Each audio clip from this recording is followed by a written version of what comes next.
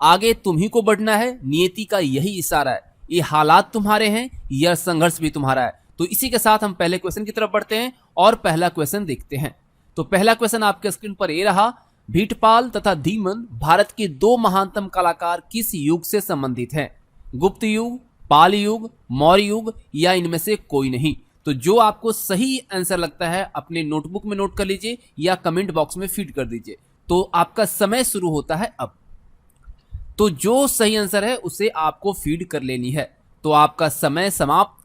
यहां पे सही जवाब होगा पाल युग। देखिए 9वीं शताब्दी में बंगाल के जो पाल राजा थे, यानी जो पाल युग जो हम कहते हैं, उसके समय भीटपाल और धीमन दोनों प्रसिद्ध कलाकार और मूर्तिकार थे। और ये दोनों जो रहने वाले थे वो नालंदा के रहने वाले थे।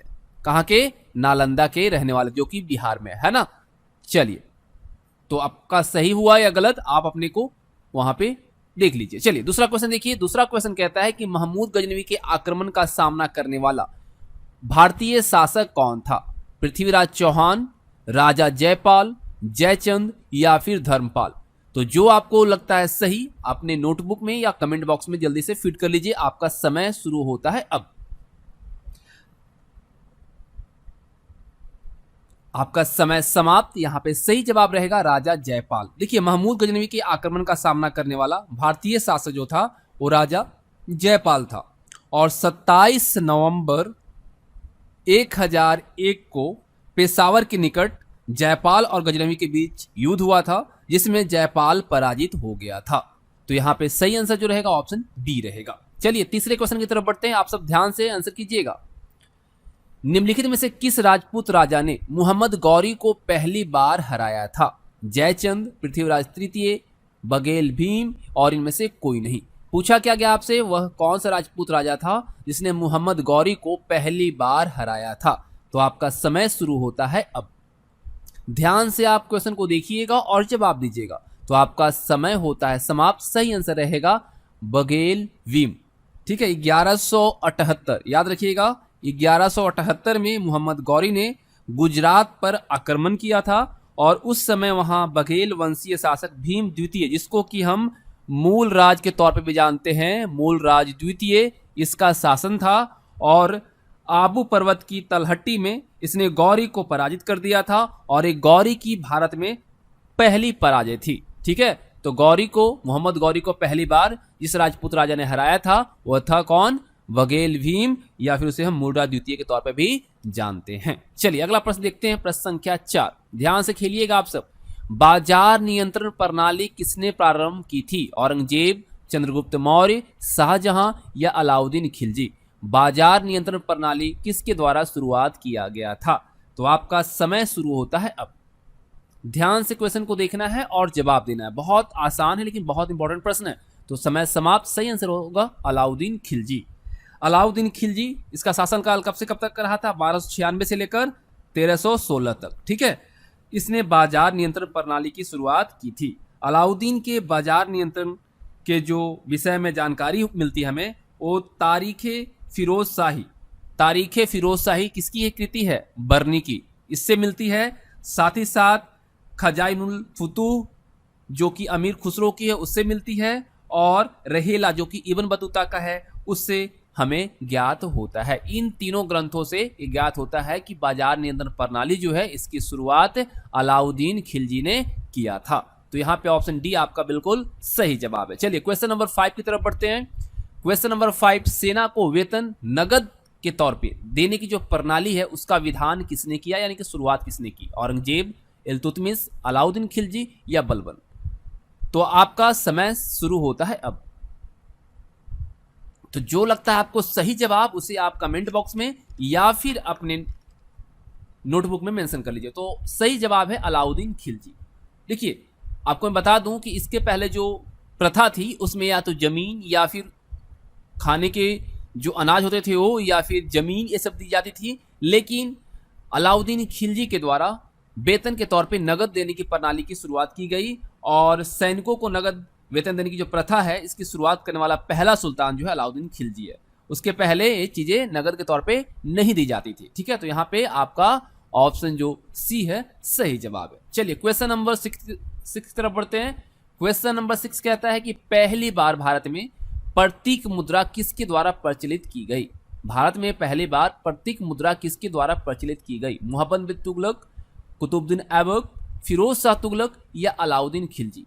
तो जो आपको लगता है सही जल्दी से नोट कर लीजिए, आपका समय शुरू होता है अब।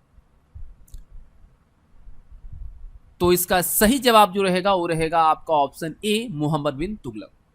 देखिए, भारत में पहली बार प्रतीक मुद्रा का जो प्रचलन है वो मोहम्मद बिन तुगलक के द्वारा शुरुआत किया गया था। उसने चांदी के स्थान पर कांसे की मुद्रा चलाई थी, लेकिन वहां क्या हुआ कि जनता लोग जो थे वो अपने घर पर उस मुद्रा का क्या करने लगे, ढालना शुरू कर दिए, यानी कि उसका नक्काशी करना शुरू कर दिए, उसको बनाना शुरू कर दिए। और इस वजह से बादशाह इस प्रवृत्ति को रोक नहीं सका और ये फैलता गया, और इस कारण ये जो प्रतीक मुद्रा है वह असफल हो गया, यानी सफल नहीं हो पाया। ठीक है, तो यहाँ पे ऑप्शन आपका ए बिल्कुल सही है। चलिए अगला प्रश्न देखते हैं। अगला प्रश्न कहता है बिहार के किस जिले में अबरख पाया जाता है। नवादा, गया, जमुई या उपरोक्त सभी। तो बहुत इंपॉर्टेंट प्रश्न है ये, आपका बीपीएससी में क्वेश्चन को पूछा जा चुका है। तो इसका सही जवाब जो रहेगा आपको नोट कर लेना है। तो आपका समय शुरू होता है अब। तो यहां पे जो सही आंसर रहेगा, आपका समय शुरू होने के साथ खत्म भी हो गया, सही आंसर रहेगा ऑप्शन डी, उपरोक्त सभी। ठीक है, बिहार में जो अबरख पाया जाता है नवादा में भी पाया जाता है, गया में भी पाया जाता है और जमुई में भी पाया जाता है। ठीक है, तो यहां पे ऑप्शन डी बिल्कुल सही जवाब है। चलिए क्वेश्चन नंबर 8 की तरफ बढ़ते हैं। क्वेश्चन नंबर 8 है, भारत के किस राज्य का समुद्री तट सबसे अधिक है। तमिलनाडु, गुजरात, आंध्र प्रदेश और उड़ीसा। कौन सा राज्य है इन चार ऑप्शन में से जहां पे समुद्री तट सबसे अधिक है। और आपको मैं बता दूं, इसके लिए आपको मात्र 5 सेकंड मिलेंगे। तो आपका समय शुरू होता है अब। आपका समय होता है समाप्त। सही आंसर होगा गुजरात। देखिए, हमारे देश में टोटल जो समुद्री तट है वह 7516.6 किलोमीटर है, लेकिन इसको हम राउंड में देखते हैं 7517 किलोमीटर, जिसमें कि मुख्य भूमि तट जो है वो 5422.6 किलोमीटर है, और द्वीप क्षेत्र वाला जो तट रेखा है वो 2094 किलोमीटर है। टोटल जोड़ेंगे तो आपको 7516.6 किलोमीटर आएगा। अगर हम बारी बारी से देखते हैं तमिलनाडु में, तो तमिलनाडु में जो समुद्री तट है वो कितना है, वो है 980 किलोमीटर। गुजरात में जो है वो है आपका 1214 किलोमीटर। आंध्र प्रदेश में जो है 970 किलोमीटर, और आपका उड़ीसा में जो है वो है 484 किलोमीटर। इतनी समुद्र तट है इन चारों राज्यों में। और देखिए, मरीन बीच आप सब जानते हैं, जो कि दक्षिण भारत का चेन्नई महानगर में स्थित है। इसकी जो लंबाई है वो 13 किलोमीटर है, यानी कि तमिलनाडु में आता है ना। और यह जो है भारत का सबसे बड़ा और दुनिया में जो है दूसरा स्थान रखता है, तट में गिना जाता है। ठीक है, अगर आपसे पूछा जाए कि भारत का सबसे बड़ा जो बीच है वो कौन सा है, तो है आपका मरीन बीच, जो कि चेन्नई में है और दुनिया का दूसरा बड़ा बीच है। ठीक है, चलिए अगला प्रश्न देखते हैं। अगला प्रश्न कहता है आपका, भारत में तटीय राज्यों की संख्या कितनी है। 8, 3, 7 या फिर 9। तो जल्दी से आप आंसर को फिट कर लीजिए, आपका समय शुरू होता है अब।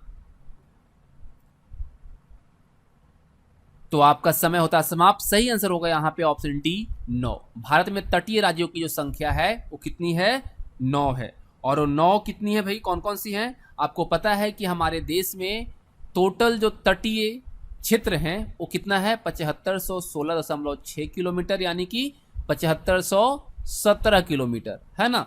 तो इसमें 9 राज्यों को मिलाकर और 4 केंद्र शासित प्रदेशों को मिलाकर है ना। तो अगर हमें यहाँ राज्यों की बात की गई है, तो जो राज्य हैं वो है आपका गुजरात, महाराष्ट्र, गोवा, कर्नाटक और आपका केरल है, तमिलनाडु है और आपका आंध्र प्रदेश है, उड़ीसा है और वेस्ट बंगाल है। ये 9 राज्य हैं जो कि तटीय राज्यों के तौर पे जाने जाते हैं, और इन सभी को मिलाकर और 4 केंद्र शासित प्रदेशों को मिलाकर 7517 किलोमीटर का तटीय क्षेत्र का निर्माण हमारे देश में टोटल होता है। ठीक है, चलिए अगला प्रश्न देखते हैं। प्रश्न संख्या 10, प्रश्न संख्या 10 है, नेलांग घाटी किस राज्य में स्थित है? हिमाचल प्रदेश, उत्तराखंड, सिक्किम या फिर मेघालय। नेलांग घाटी किस राज्य में स्थित है? आपका समय शुरू होता है अब। तो आपका समय होता है समाप्त। सही आंसर होगा उत्तराखंड। नेलांग घाटी कहाँ है? उत्तराखंड में है। और देखिए नेलांग घाटी की अगर हम ऊंचाई की बात करें तो 3819 मीटर इसकी ऊंचाई है। ठीक है, लेकिन अगर इसको फीट में आप देखिएगा तो 12,530 फीट इसकी ऊंचाई है। ठीक है, और याद रखिएगा ये उत्तर प्रदेश का उत्तरकाशी जिला है, वहां पर स्थित है। एक छोटा सा गांव के तौर पर भी घाटी को जाना जाता है।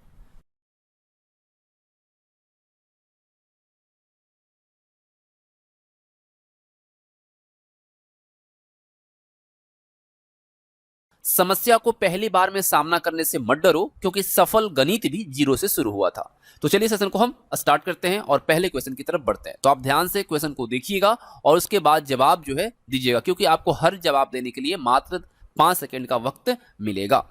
पहला क्वेश्चन है, नवदा टोली किस राज्य में अवस्थित है? गुजरात, महाराष्ट्र, राजस्थान और मध्य प्रदेश। नवदा टोली जो है वह कौन से राज्य में अवस्थित है आपसे पूछा गया है। आपका समय शुरू होता है अब। ध्यान से क्वेश्चन को देखिए और जवाब कमेंट बॉक्स में और अपने नोटबुक को फिट कीजिए। समय समाप्त। सही आंसर यहां पे होगा मध्य प्रदेश। नवदा टोली पूरा स्थल जो है मध्य प्रदेश के खरगोन जनपद के महेश्वर में स्थित है।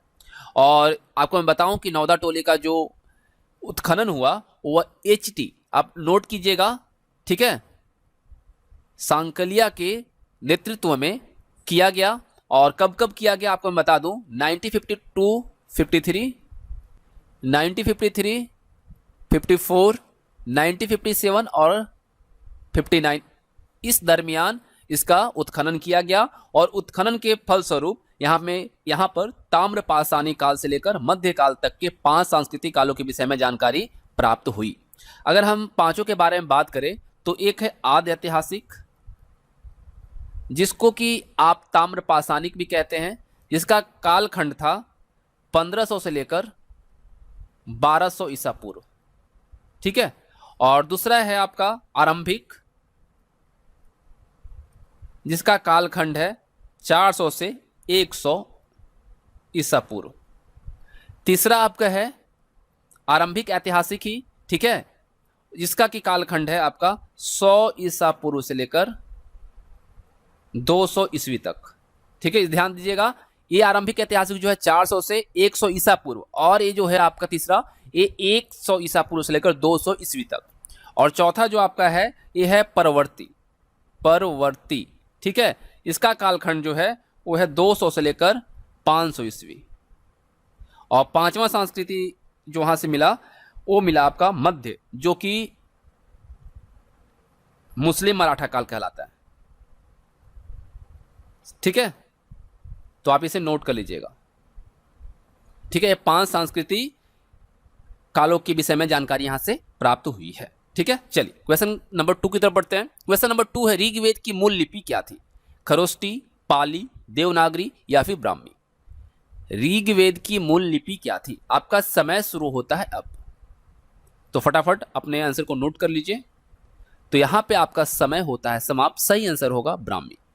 देखिए, मूल रूप से ब्राह्मी लिपि में लिखा गया है ऋग्वेद, और ये प्रथम और सबसे प्राचीन वेद है। देखिए, इसमें कुल 10 मंडल हैं, ठीक है, ऋग्वेद में, और क्या है 1028 सूक्त हैं। नोट कर चलिएगा जो इंपॉर्टेंट चीजें हैं। ठीक है, और सबसे प्राचीन 2 से 7 मंडल हैं। याद रखिएगा इस चीज को, 2 से 7 मंडल जो है सबसे प्राचीन हैं, जिन्हें किस नाम से जाना जाता है? वस मंडल। याद रखिएगा, वस मंडल के तौर पे जाना जाता है।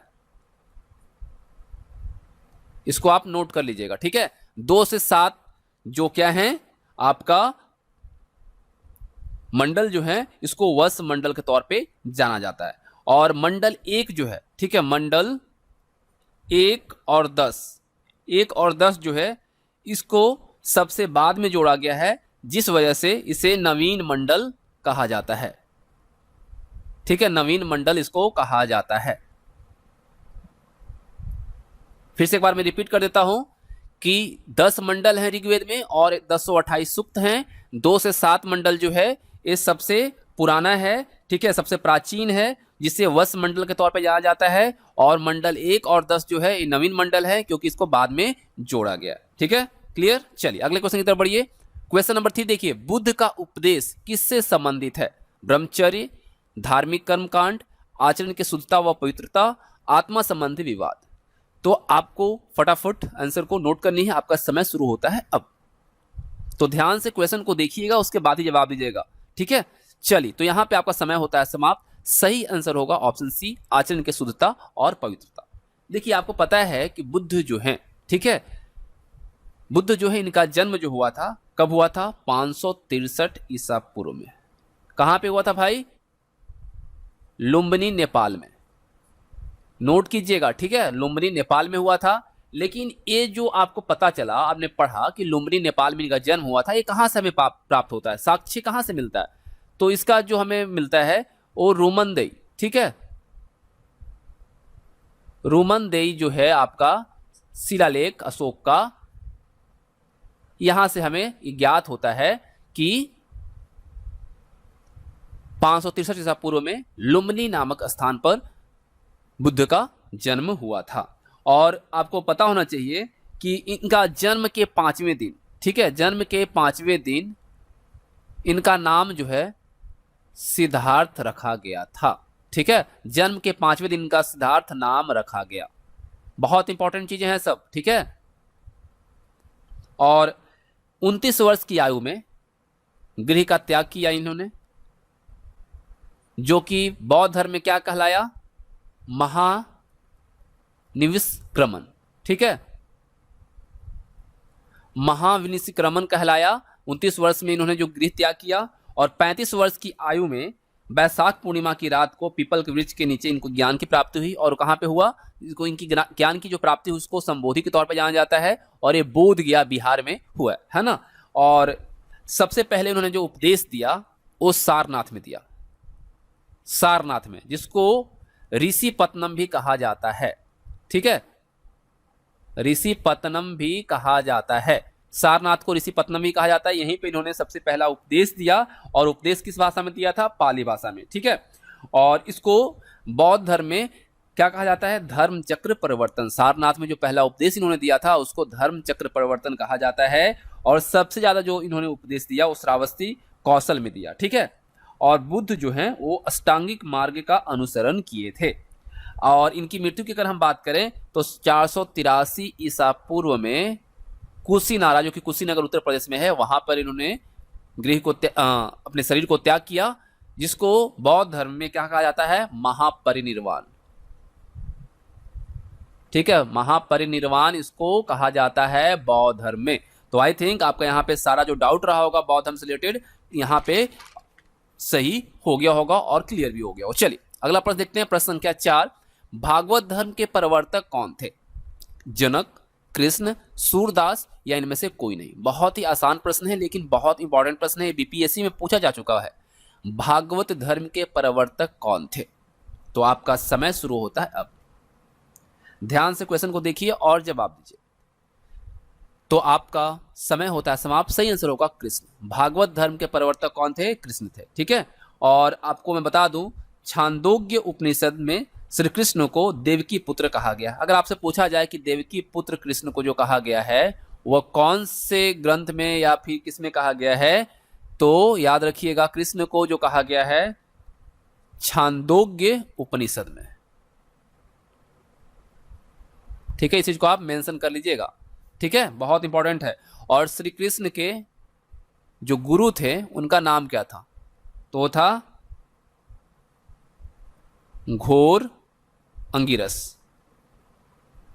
याद रखिएगा, कृष्ण के गुरु कौन थे? घोर अंगिरस। ठीक है, तो आई थिंक आपका आंसर यहां पे सही रहा होगा। ईमानदारी से आप सब आंसर कीजिएगा और फाइनली आप कमेंट बॉक्स में बताइएगा कितने आपके सही हुए।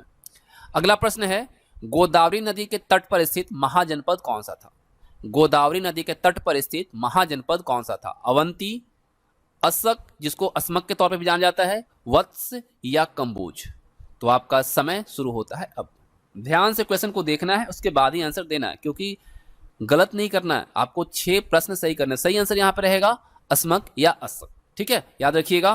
तो यहाँ पे ऑप्शन बी आपका सही रहेगा। देखिए अस्मक महाजनपद जो है वो गोदावरी नदी और ये कहाँ पे है भाई, आंध्र प्रदेश, ठीक है, आंध्र प्रदेश में है, याद रखिएगा इस चीज को, के तट पर अवस्थित है या अवस्थित था, ठीक है। इसकी राजधानी कहाँ थी, अगर इसकी राजधानी की हम बात करें तो कहाँ पे था, पोतन व पोटली, इस चीज को आप मेंशन कर लीजिएगा अगर राजधानी पूछी जाए तो। और यह एकमात्र महाजनपद था जो कि दक्षिण भारत में स्थित था।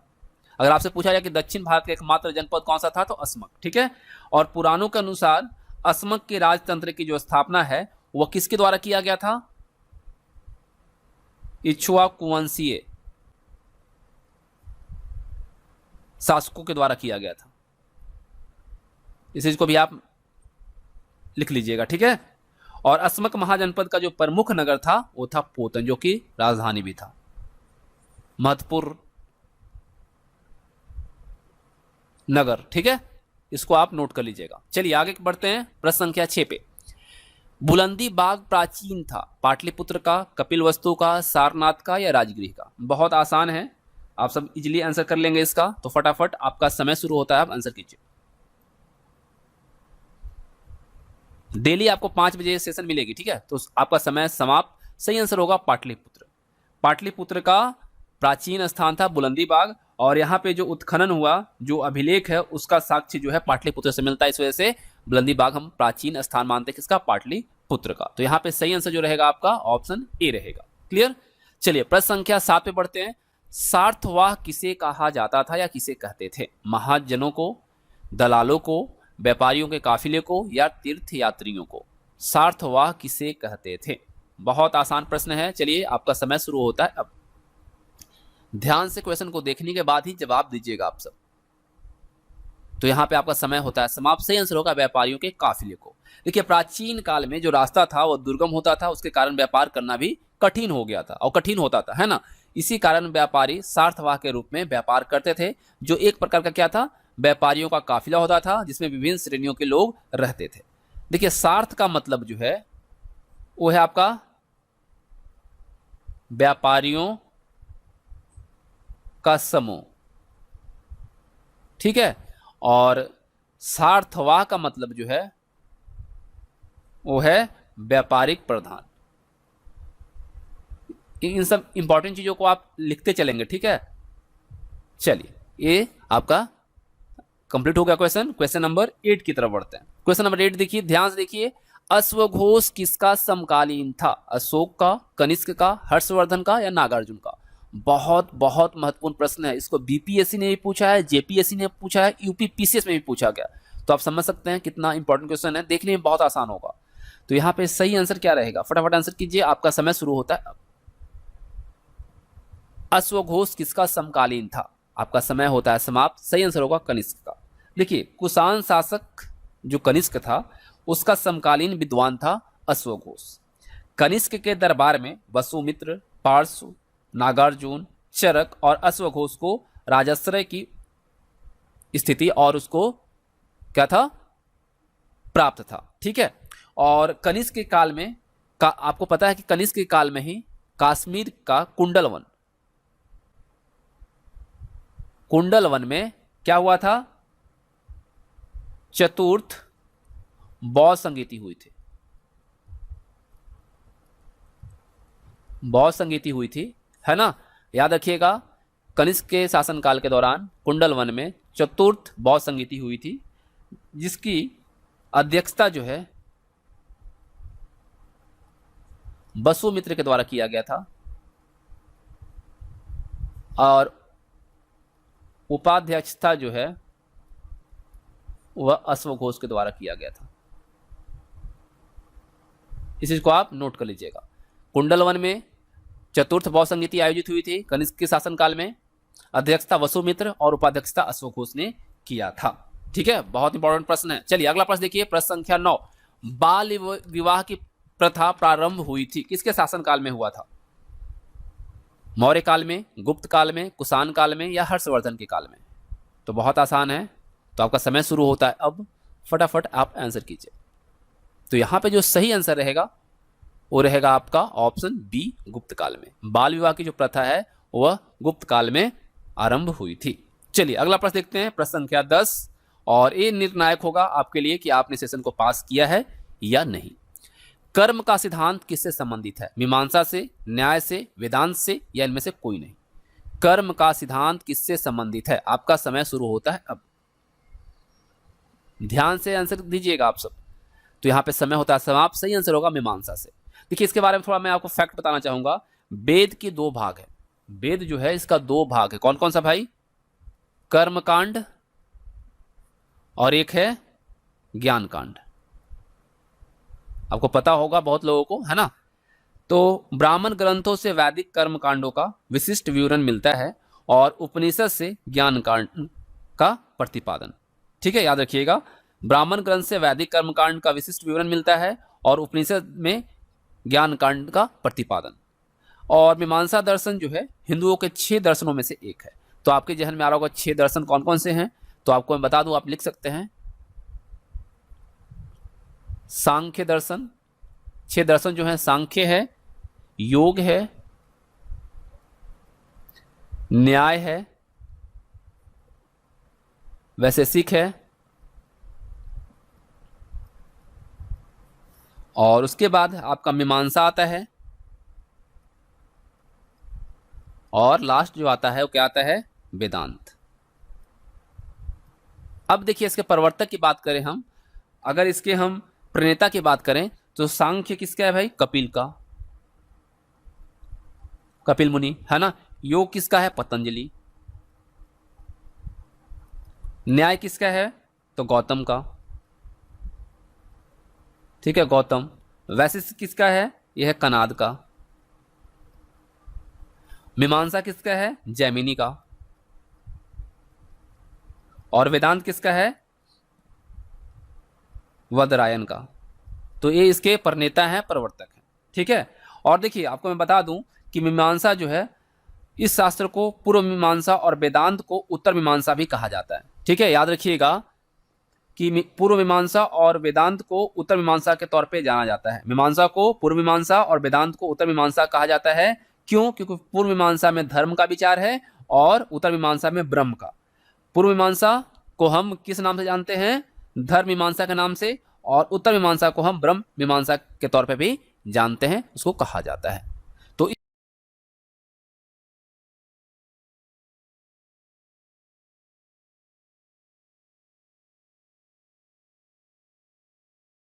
कोई काम कितना ही कठिन क्यों ना हो, जिद और दृढ़ विश्वास से उसे पूरा किया जा सकता है।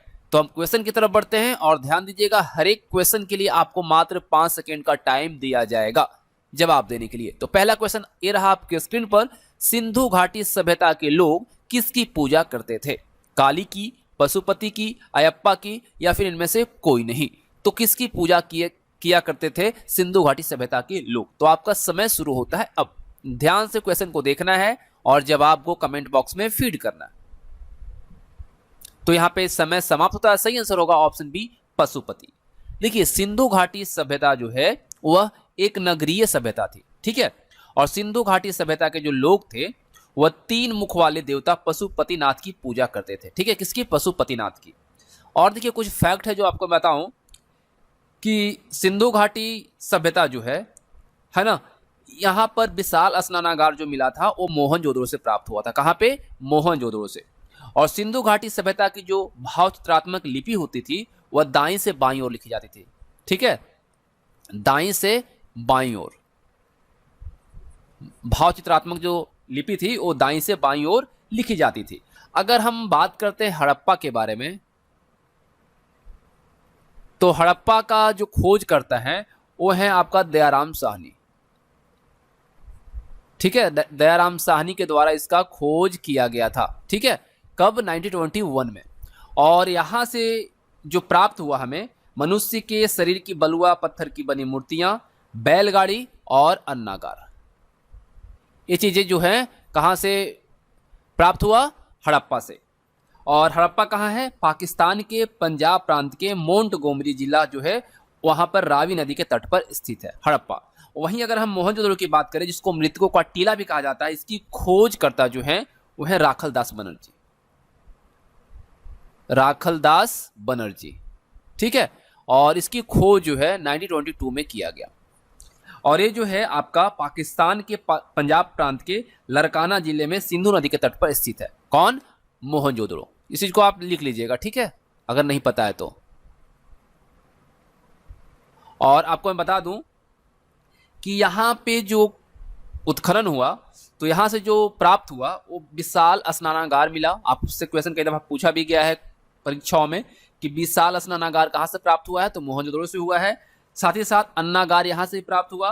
कांस्य की नर्तकी की मूर्ति मिली है यहां से, ठीक है, मोहनजोदड़ो से। साथ ही साथ पशुपति महादेव की मुहर मिली है और दाढ़ी वाले मनुष्य की पत्थर की मूर्ति यहां से प्राप्त हुई है। साथ ही साथ बुने हुए कपड़े के भी साक्ष्य यहां से मिले हैं। तो बीपीएससी में पूछा था कि दाढ़ी वाले मनुष्य की पत्थर की मूर्ति कहां से प्राप्त हुई है, तो मोहनजोदड़ो इसका सही जवाब रहेगा। तो आई थिंक आपका आंसर यहाँ पे सही रहा होगा और यहां से आपको इंफॉर्मेशन भी मिल गया। तो चलिए क्वेश्चन नंबर 2 की तरफ बढ़ते हैं। ध्यान से क्वेश्चन को देखिएगा। पालीताना मंदिर कहां अवस्थित है? भावनगर गुजरात, उज्जैन मध्य प्रदेश, माउंट आबू राजस्थान या फिर वैशाली बिहार। कहां पर स्थित है पालीताना मंदिर? ध्यान से क्वेश्चन को देखिए और आंसर कीजिए। समय आपका शुरू होता है अब। तो आपका समय होता है समाप्त। सही आंसर यहां पे होगा भावनगर गुजरात।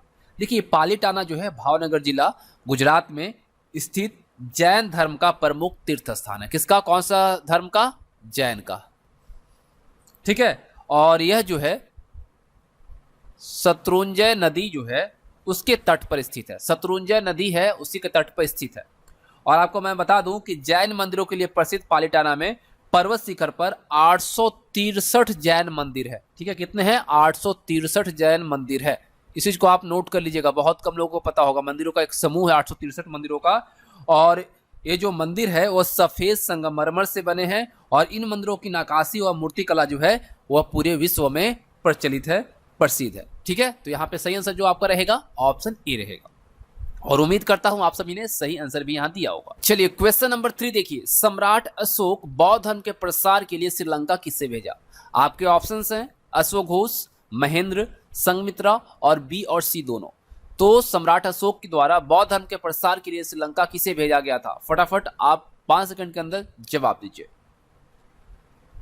तो यहां पे जो सही आंसर रहेगा, आपका समय समाप्त होता है, सही आंसर रहेगा ऑप्शन डी, बी और सी दोनों। सम्राट अशोक बौद्ध धर्म के प्रसार के लिए श्रीलंका जो भेजा था वो भेजा था महेंद्र को और संघमित्रा को। महेंद्र जो थे वो पुत्र थे सम्राट अशोक के और एक थी पुत्री, ठीक है। सम्राट अशोक के ये दोनों पुत्र और पुत्री थी, ठीक है। और देखिए कुछ फैक्ट आपको मैं बता दूं, ये जो आप अश्वघोष देख रहे हैं इनके द्वारा कुछ ग्रंथ लिखी गई है जो कि है बुद्ध चरित्र,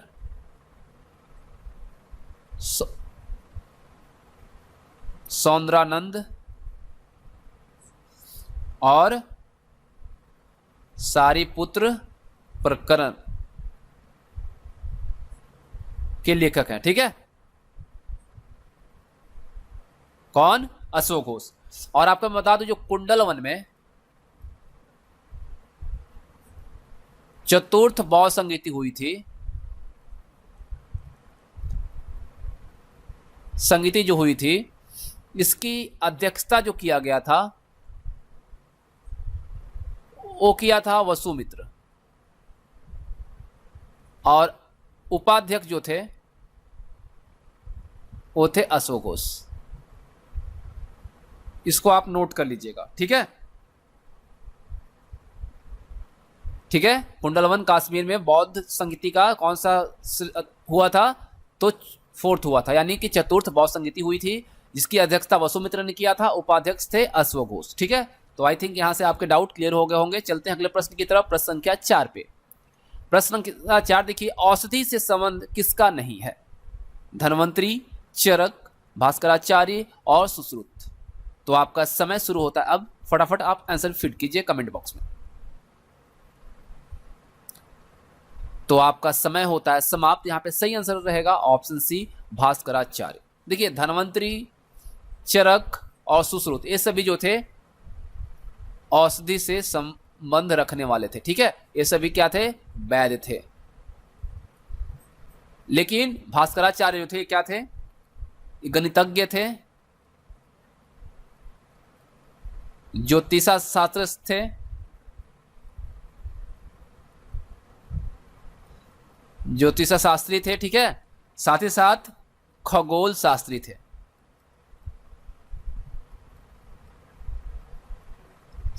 ठीक है, तो यहां पे आपका ऑप्शन जो सी है वो सही रहेगा। ठीक है, तो आप लोग देख लीजिए आपका आंसर सही हुआ है या नहीं। चलते हैं क्वेश्चन नंबर 5 की तरफ।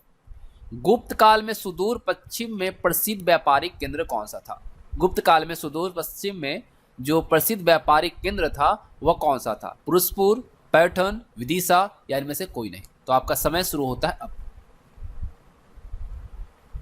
ध्यान से क्वेश्चन को देखना है और जवाब देना है। तो आपका समय होता है समाप्त। सही आंसर यहां पे होगा ऑप्शन बी, पैठन। देखिए, गुप्त काल में सुदूर पश्चिम में जो प्रसिद्ध व्यापारिक केंद्र था वह पैठन था। ठीक है, और ये कहां पे है? गुजरात राज्य में पड़ता है। ठीक है, और इसका अन्य नाम जो था वो प्रतिष्ठान था। इसे भी आप लिख लीजिएगा। ठीक है, तो यहां पे ऑप्शन बी आपका बिल्कुल सही रहेगा। और सबसे अगर हम देखें तो सबसे लंबा समुद्री तट जो हमारे देश का है वो गुजरात में ही है। चलिए अगला प्रश्न देखिए, प्रश्न संख्या 6। असम का प्राचीन नाम है पावा, पिपलीवन, रामग्राम या कामरूप? सही जवाब क्या रहेगा? फटाफट 5 सेकंड के अंदर जवाब दीजिए। आपका समय शुरू हो चुका है। तो यहां पे आपका समय होता है समाप्त। सही आंसर होगा कामरूप। असम का प्राचीन जो नाम था वो कामरूप था, और कामरूप का जो शासक था वो कौन था? भास्कर वर्मा। याद रखिएगा, भास्कर वर्मा जो था वह शासक था कहां का? कामरूप का, जो कि हर्षवर्धन का मित्र था। ठीक है, चलिए आगे बढ़ते हैं प्रश्न संख्या 7 पे। प्रश्न संख्या 7 देखिए, चोल काल में व्यापारियों के संघ को क्या कहा जाता था? ग्रामम, नगरम, श्रेणी या फिर सभा? ध्यान से क्वेश्चन को देखने के बाद आपको आंसर करना है। आपका समय शुरू होता है अब।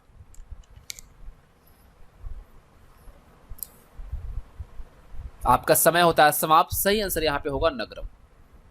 आपको मैं बता दूं कि चोल कालीन व्यापारियों के संघ को नगरम कहा जाता था, जबकि उत्तर भारत में जो व्यापारियों का संगठन हुआ करता था उसको श्रेणी कहा जाता था, उत्तर भारत में। ठीक है,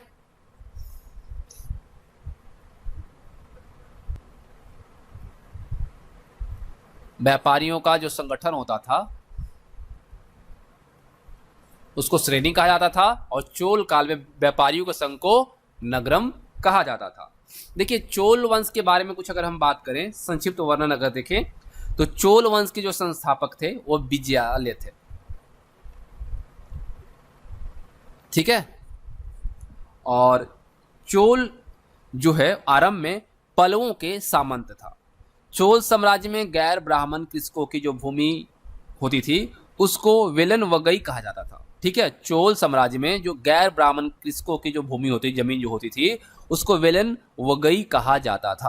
क्या कहा जाता था? आप नोट कर लीजिए, गैर ब्राह्मण की जो भूमि होती थी उसको वेलन वगई कहा जाता था। ठीक है, और इसका उल्लेख जो हुआ है आखिर ये कहां से मिला है? हमें साक्ष्य कहां से इसका नॉलेज हमें मिली? तो ये मिला है तंजावुर अभिलेख से। ठीक है, तंजावुर अभिलेख से हमें ज्ञात होता है कि गैर ब्राह्मण की जो कृषक वाली जो भूमि थी उसको वेलन वगई कहा जाता था। और देखिए, चोल सभा का सदस्य बनने के लिए कुछ शर्तें रखी गई थी। उसमें था व्यक्ति की जो आयु होनी चाहिए वो 35 वर्ष से अधिक होनी चाहिए। व्यक्ति के पास तकरीबन कम से कम 1.5 एकड़ का मालिकाना हक होना चाहिए। 1.5 एकड़ भूमि का मालिकाना हक होना चाहिए। व्यक्ति के पास स्वयं का घर हो, यानी खुद का घर हो। साथ ही साथ व्यक्तियों के पास जो इसका सदस्य बनना चाहता है उसके अंदर वेदों का ज्ञान भी होना अनिवार्य था, तभी वो सदस्य बन सकता था।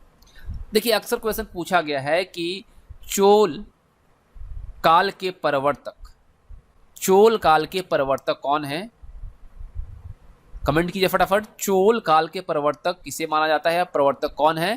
तो याद रखिएगा संस्थापक जो है वही है विजयालय। ठीक है, चोल काल के प्रवर्तक कौन है? विजयालय। तो यहां से आपके सारे डाउट क्लियर हो गए होंगे। चलते हैं अगले क्वेश्चन की तरफ, प्रश्न संख्या 8 पे। दस्तक शब्द से क्या तात्पर्य है? गुलामी, बंदरगाह, शुल्क मुक्त व्यापार या फैक्ट्री? तो आपका समय शुरू होता है अब। फटाफट आप आंसर कीजिए कि दस्तक शब्द से क्या तात्पर्य है।